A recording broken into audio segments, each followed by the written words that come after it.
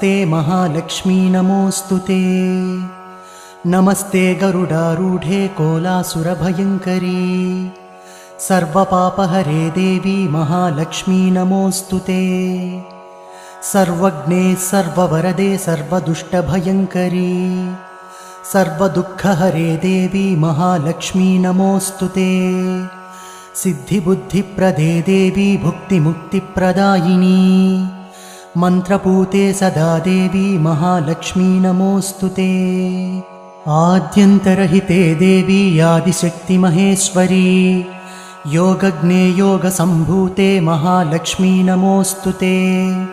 स्थूलसूक्ष्ममहारौद्रे महाशक्ति महोदरे महापापहरे देवी महालक्ष्मी नमोऽस्तुते। पद्मासनस्थिते देवी परब्रह्मस्वरूपिणी परमेशी